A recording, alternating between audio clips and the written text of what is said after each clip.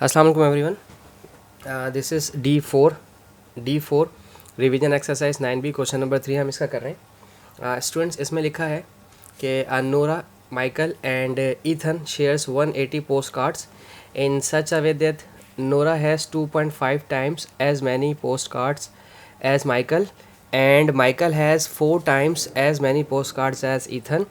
How many postcards does each of them have? यानी कि Nora के पास जितने भी कार्ड्स हैं उसका 2.5 टाइम्स पोस्ट कार्ड्स होंगे माइकल के पास, यानी कि माइकल के पास जो है कार्ड ज़्यादा हो गए नोरा के मुकाबले में। और Michael has 4 times as many postcards as Ethan has, तो यानी कि माइकल के पास जितने भी कार्ड हैं उतने कार्ड्स का 4 times करेंगे तो ईथन का बन जाएगा, यानी कि ईथन के पास सबसे ज़्यादा पोस्ट कार्ड्स यहाँ पर हमें अभी देखने को मिलेंगे। तो सबसे पहले थोड़ा सा एक छोटा सा डेटा बना लेते हैं यहाँ पर, क्योंकि डेटा के बगैर यहाँ काम हमारे से हो नहीं सकेगा। तो नोरा, माइकल और एथन, नोरा के लिए n, ईथन के लिए m, माइकल के लिए m और ईथन के लिए हम ई इस्तेमाल करेंगे। ठीक है,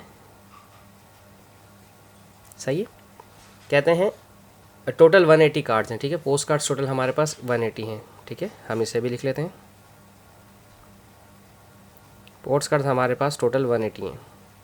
अच्छा, कहते हैं Nora has 2.5 times as many postcards as Michael, यानी कि इसके पास 2.5 टाइम्स का मतलब मल्टीप्लाई होगा माइकल्स के पास जितने भी कार्ड्स हैं। ठीक है, और and Michael has 4 times as many postcards as Ethan, यानी कि माइकल के पास जितने भी कार्ड्स हैं अगर उनको ईथन के कार्ड से मल्टीप्लाई करेंगे तो फिर माइकल के कार्ड्स बनेंगे। ठीक है, और ईथन के पास जितने कार्ड्स हैं हमें नहीं पता, वो हमारे पास एक्स कार्ड्स हैं। ठीक है, तो अब हम देख लेते हैं कि क्या है। शुरू में मैंने कहा कि शायद ईथन के पास सबसे ज़्यादा बनेंगे, हो सकता है कि मैं गलत भी साबित हो सकता हूँ, लेकिन लेट्स सी, चेक करते हैं इसको हम कैसे कर सकते हैं। ठीक है, अच्छा जी, इसका अब डेटा बन गया। टोटल इन सब के कार्ड्स मिलाकर हमें 180 मिलेंगे कार्ड्स। ठीक है, नोरा के लिए हमने n सपोज़ किया था, ठीक है, माइकल के लिए हमने m सपोज़ किया था और ईथन के लिए हमने e सपोज़ किया था, इज़ इक्वल्स टू 180 कार्ड्स हैं हमारे पास। ठीक है, नोरा के लिए हमने सपोज़ किया था 2.5 m, तो मैं यहाँ पर 2.5 m लिख देता हूँ। ठीक है,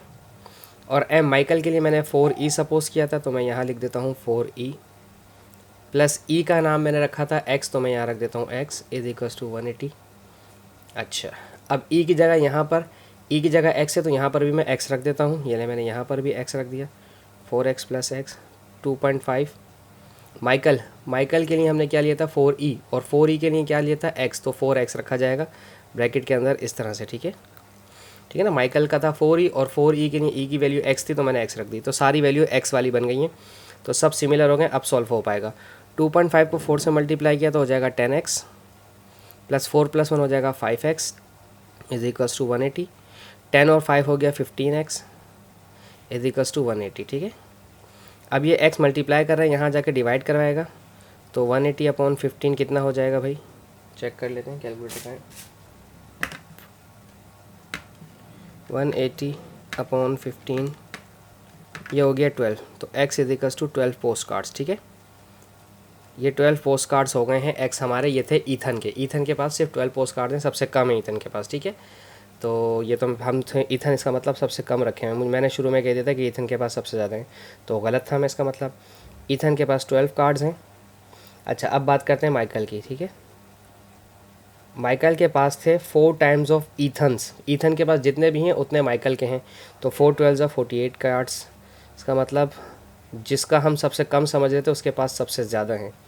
नोरा के पास थे 2.5 times ऑफ माइकल के जितने कार्ड्स थे 48 कार्ड्स, तो 2.5 को 48 से मल्टीप्लाई करें, 2.5 मल्टीप्लाई बाय 48, ना भी करते तो माइनस कर देते तो आंसर आ जाता। ठीक है ना, माइनस नहीं समझ में क्या बोला मैंने, देखें इन दोनों के निकल आए 180 कार्ड्स से, टोटल 180 कार्ड्स में से इन दोनों को माइनस कर देते तो भी आपके पास 120 कार्ड्स आ जाता।